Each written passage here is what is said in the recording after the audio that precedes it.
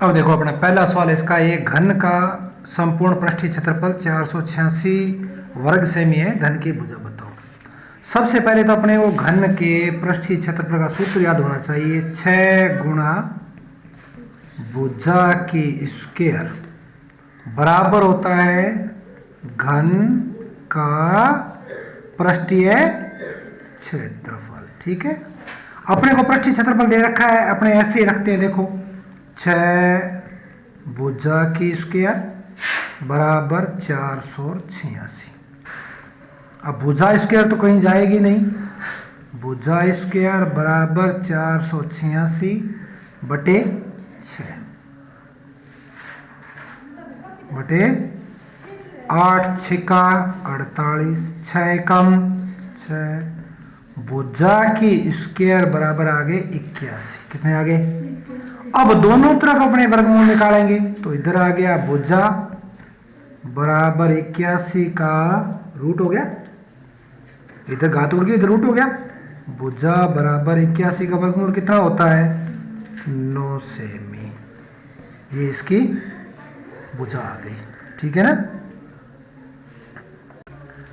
दूसरा इसका है, एक घनाभ की लंबाई चौड़ाई ऊंचाई दे रखी है और उसका पृष्ठीय क्षेत्रफल, संपूर्ण पृष्ठीय नहीं केवल पृष्ठीय, पृष्ठीय होता है चार दीवारी का क्षेत्रफल। कमरे की चार दीवारी कह दो चाहे घनाभ का पृष्ठीय क्षेत्रफल कह दो, एक ही बात है, एक ही बात है। अब इसकी मैं लंबाई लिख देता हूं 9, चौड़ाई 2, ऊंचाई 1। ठीक है, और इसका क्षेत्रफल का सूत्र क्या है? 2 गुणा h गुणा l और b, यानी लंबाई और चौड़ाई। h का मतलब ऊंचाई, 2 गुणा ऊंचाई कितनी है? 1 और 9 प्लस 2 गुणा 9 और 2 11, 11 दुना 22 वर्ग मीटर, 22 वर्ग मीटर। ये आ गया इसका पृष्ठीय क्षेत्रफल। क्या चीज? पृष्ठीय। पृष्ठीय क्षेत्रफल क्या होता है? चार दीवारी का क्षेत्रफल है, वही पृष्ठीय क्षेत्रफल है। 2 गुणा ऊंचाई कोष्ठक लंबाई प्लस है चौड़ाई, लंबाई प्लस, यानी संदूक की चारों साइडों का क्षेत्रफल होगा, नीचे पेंदे और छत का क्षेत्रफल है नहीं होगा। ये ध्यान रखना, पृष्ठीय में संपूर्ण पृष्ठीय नहीं है, ये केवल पृष्ठीय है। केवल क्या है? पृष्ठीय। पृष्ठीय में चार दीवारी का क्षेत्रफल होता है। कमरे की चार दीवारी कह दो, कमरा भी घनाभ आकार का होता है, लंबाई चौड़ाई अलग अलग हो तो, ठीक है ना, और ये भी घनाभ आकार का है। तीसरा सवाल है आपका इसका, एक गोले का व्यास, व्यास दे रखा है 6 सेमी, गोले का आयतन पूछा है। तो गोले का व्यास, गोले की त्रिज्या, त्रिज्या व्यास की आधी होती है 6 बटा में 2 बराबर 3 सेमी। कितनी हो गई? 3 हो गई। अब गोले का व्यास क्या होता है? पूरे का पूरा त्रिज्या आधी हो गई। अब गोले का क्या करना अपने को? आयतन 4 बटा 3 पाई आर की क्यूब, पाई आर की क्यूब, 4 बटा 3 गुणा 22 बटा 7 गुणा 3 गुणा 3 गुणा 3, 3 से 3 को काट दूं, 3 को 3 से 3 को काट देता हूं। अब अपने को इसमें पाई में दिया हुआ था, आंसर क्या दिया हुआ था? पाई में। तो अपने इस पाई को पाई रखेंगे, पाई को पाई रखेंगे, क्योंकि आंसर अपने को पाई में दे रखा है। 3 दिया 9, 9 चौका 36, 36 पाई क्या हो गया? अगर पाई में निकालना हो तो 36 को 22 बटा 7 से गुणा कर दो, क्योंकि इसके 4 ऑप्शन दिए हुए हैं, 4 ऑप्शनों में पाई में आंसर दिया हुआ है। तो अपने पाई को पाई छोड़ दो, आंसर पाई में आ जाएगा, आंसर पाई में आ जाएगा। ठीक है। अब आपका चौथा सवाल है, बेलन के आधार की त्रिज्या 14 सेमी है, ऊंचाई 10 सेमी है, बेलन का वक्र पृष्ठीय क्षेत्रफल है, ज्ञात करो। अब बेलन की त्रिज्या,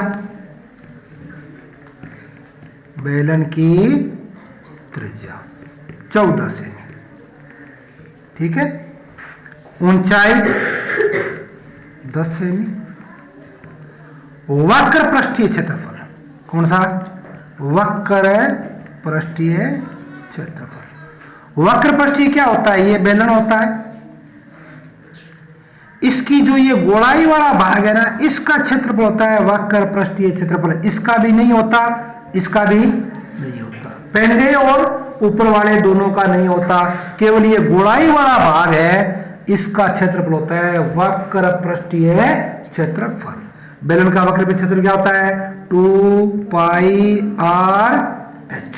2 पाई आर एच 2 गुणा 22/7 गुणा आर कितनी है?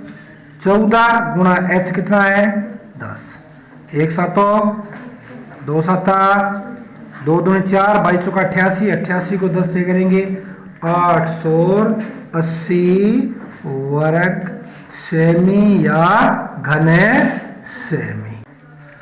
अब देखिए एक शंकु का आयतन 308 घन सेमी है, उसकी ऊंचाई दे रखी है, उसके आधार की त्रिज्या बतानी है, आधार की त्रिज्या बतानी है।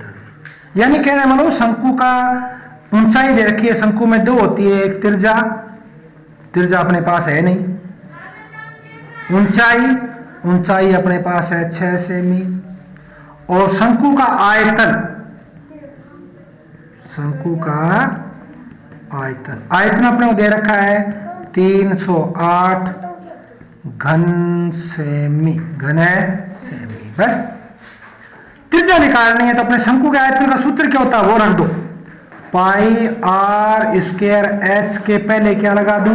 1/3, यानी बेलन के आयतन के सूत्र से पहले 1/3 लगा दूं, बराबर क्या होता है? शंकु का आयतन 1/3 गुणा पाई का 22/7 गुणा आर अपने पास है नहीं, आर का स्क्वायर गुणा एच कितना अच्छा है? बराबर 308। अब अपने आर स्क्वायर को तो यहीं रख लेते हैं, आर स्क्वायर बराबर 308/1, ये बाकी सारे आगे जाके उल्टे 3/1, 7/22, 1/6 काट लो, 22 से कम 22 बचे 8 हो गए 86, 22 चौका 88 है। अब इससे 2 से काटूं, 3 दूनी 6, 7 दूनी 14, 3 से 3 को काट दूं, काट दिया। अब कितना रह गया अपना? आर स्क्वायर बराबर 7 गुणा 7, 2 ही रह गए ना। अब अपने वर्गमूल ढूंढना मत करो इनको, क्योंकि अपने वर्गमूल निकालना पड़ेगा। आर बराबर 7 गुणा 7 का रूट, क्योंकि इधर वर्गमूल निकाल दिया, इधर भी अपने को वर्गमूल निकालना पड़ेगा। अब जोड़ा बन गया, वर्गमूल में जोड़े में से 1 लेते, 1 ले लो, 7 सेमी, ये इसकी त्रिज्या आ गई। कितनी आ गई? त्रिज्या।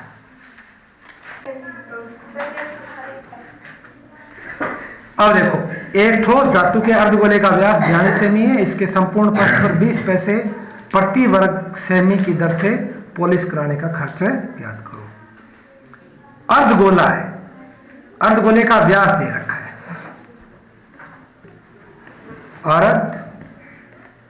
अर्धगोले का व्यास कितना है? 42 सेमी, 42 है सेमी, यही है अर्धगोले का व्यास 42 सेमी है। तो अर्धगोले की त्रिज्या कितनी? अर्धगोले की त्रिज्या 42 की आधी कितनी हो गई? 21 सेमी। कितनी हो गई? 21। ठीक है। अब अर्धगोले का पृष्ठीय क्षेत्रफल, उसके पृष्ठ पे रन करना है। पृष्ठीय क्षेत्रफल सूत्र होता है 3 पाई आर स्क्वायर, यही होता है? यही होता है, नहीं होता है? या गलत है?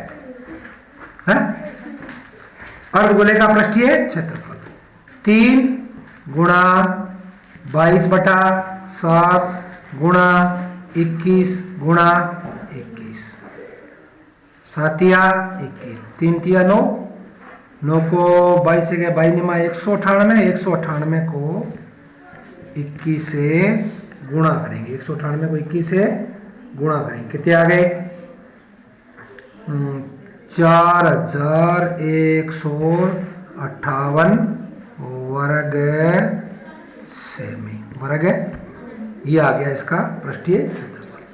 अब वो क्या कहता है कि इसका 20 पैसे प्रति वर्ग सेमी, 1 वर्ग सेमी का खर्च है 20 पैसे, यानी पैसे को रुपए में बदल दो, 0.20 रुपए कर दो, 0.20 रुपए कर दो, रुपए में आया खर्च सीधा ही। तो 4158 वर्ग सेमी का खर्च होगा 0.20 गुणा 4158, 4158 अपने गुणा करेंगे 831.60 रुपए इसका खर्च आ गया, इसका खर्च आ गया, ठीक है ना।